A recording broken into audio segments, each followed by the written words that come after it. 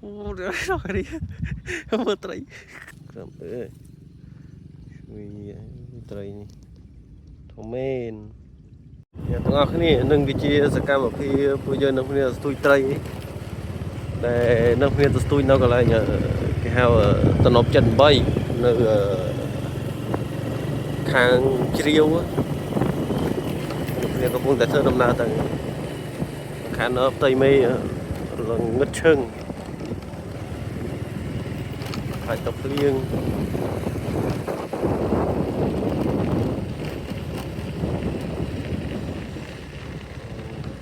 យើងមកដល់ទីតាំងទី1ហើយ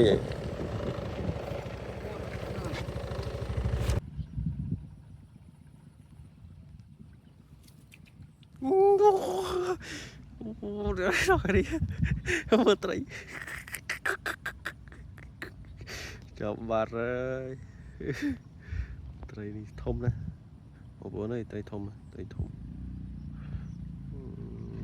ធំមែនទែនត្រីនេះ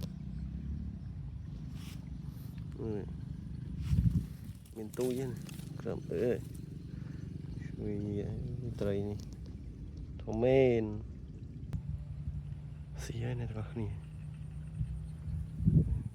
គ្នានេះ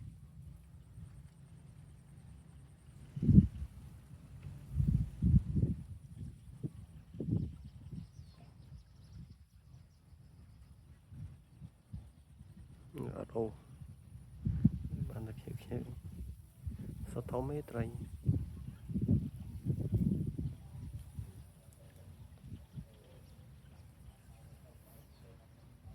ខាងនេះក៏ស៊ីដែរអ្នកទាំងអស់គ្នា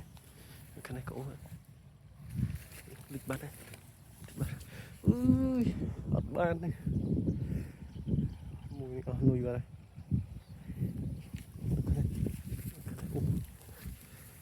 ខាងអូនឆ្វៅមិញ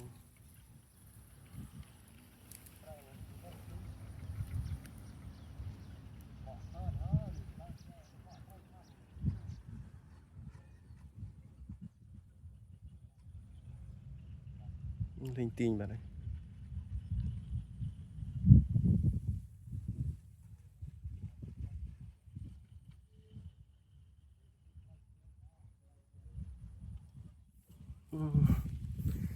បានទេ